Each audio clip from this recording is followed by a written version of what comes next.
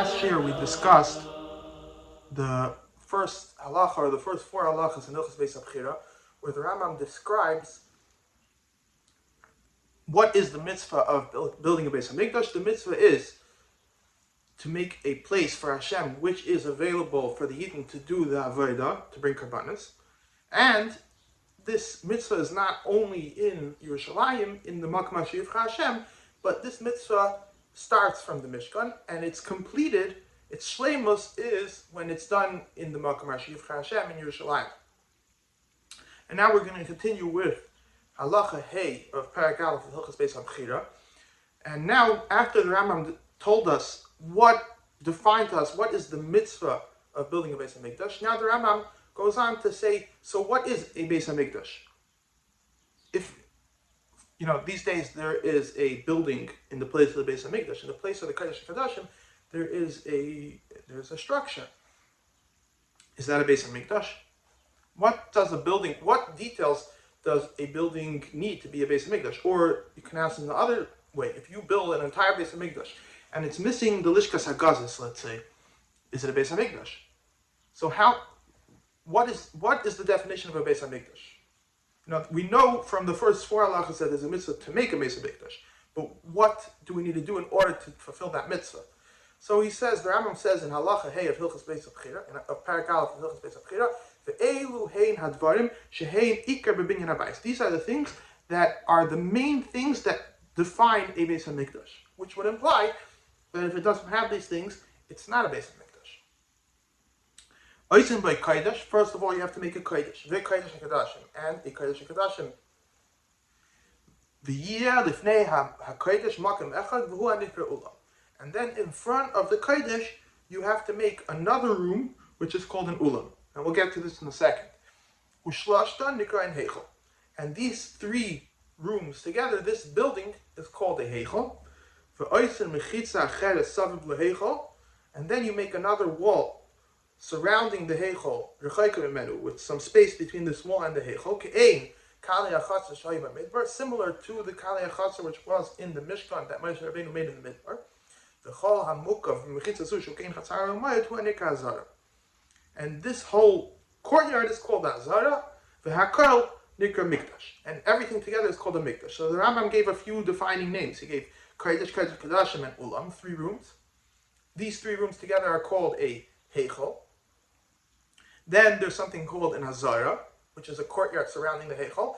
And these 4 places together, the Kodesh, Kodesh, Kodashim, Ulam, and the Azara together are called a Mikdash, which would mean that anything outside of this structure is not called Mikdash. It's called Harabayis, but it's not called Mikdash. Mikdash is the Azara, the Kodesh HaKodashim, the Kodesh, and the Ulam. Now, where does the Rambam get this from? This is a very interesting halacha because there's no such halacha anywhere in Chazal. Chazal don't bring these words. So the Rambam obviously has a source for this, but what is the Rambam's source that in order for something to be a Beis Hamikdash, it needs these 4 things? This is especially interesting because the Rambam we spoke about last time that according to the Rambam, the Mishkan and the Beis Hamikdash is one mitzvah, but in the Mishkan there was no ulam. And the Rambam seems to be saying over here that these 4 things are learned from the Mishkan. The Rambam says twice he mentions that the Azara is connected to the Kalei HaChatzar, which were in the Mishkan. He says, Ke'ein Kalei HaChatzar shoya b'midbar, and then he says, Ke'ein Chatzar Oyel Moed. He says it twice. So, the Rambam seems to be saying on the one hand that these 4 things are a mikdash is based off the structure of the Mishkan, but at the same time, the Rambam says that an ulam is also included. So the Mefarshim already discussed this and say you have the Mikdash David which discusses this, and he says that the Rambam learns what is considered a Beis Hamikdash based from a Gemara. The Gemara says Lo yasa adam bayis tapnis heichel achsadra tapnis ulam. Chatzar connected Azara, Shulchan connected Shulchan, Menorah connected Menorah. That a person is not allowed to build a structure which resembles the Heichel or the Ulam or the Azara, or build a Shulchan which is which resembles the shulchan in the Beis Hamikdash, or a menorah which resembles the menorah in the Beis Hamikdash. So, what's interesting over here is that the Gemara doesn't say you can't build a room which is in the dimensions of the Lishkas Hagazis, let's say, or any other structure in the Beis Hamikdash. So what comes out, the Mefarshim say that the Rambam understood from this Gemara that these things which the Gemara mentions that you can't make them outside the Beis Hamikdash is because these are the defining details what makes something a Beis Hamikdash. So we learn from this that the Ulam is also considered part of the Beis Hamikdash. If you look in the Aras and L'Kutei Sichos, it seems that the Rambam is not saying that we don't learn these details from the Mishkan. The Rambam learns these from this Gemara. The Rebbe agrees with this assumption. The Rebbe uses the word v'ulai.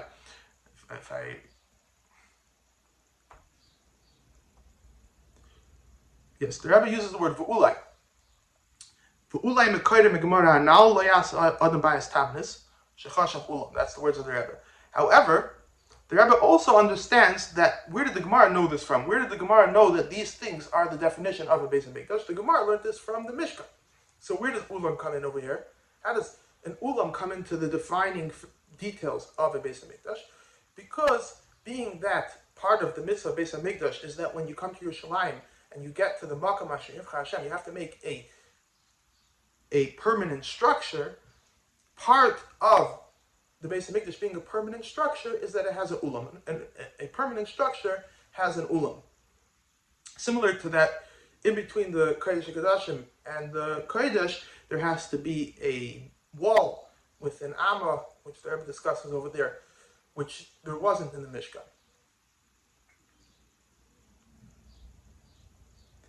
So, although there was no ulam in the Mishkan, because they're part of the mitzvah of building a Beis Hamikdash is that it should be permanent.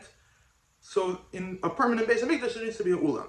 So it would be interesting to think about, according to the way the Rebbe is learning this, if you built a Beis Hamikdash on Har HaBayis, in the place of the Beis Hamikdash, without an ulam, would you be doing the mitzvah of building a Beis Hamikdash and it just wouldn't be in a complete way? Or because it is in the permanent place, it wouldn't be considered a Beis Hamikdash? I'm not sure about that, because the Mefarshim do say that when the Rambam says ve'elu hein dvarim shem ikar b'binyan habayis, it means that if you do not make these things, it is not a Beis Hamikdash. Now the Rambam continues in the next halacha, and he says that v'oisem hamikdash kelim, or in the Kisvei Yad v'oisem hamikdash shiva kelim. That and he counts and he discusses what are the kelim in the Beis Hamikdash. Now, based on what we discussed last time, that according to the Rambam, the kelim are part of the Beis Hamikdash. What comes out is that this halacha vav, where he discusses the kelim, is a continuation to halacha hey, ve'elu hein hadvarim she'em ikar b'binyan habayis. Without these things, without the kelim, it's also not considered a Beis Hamikdash.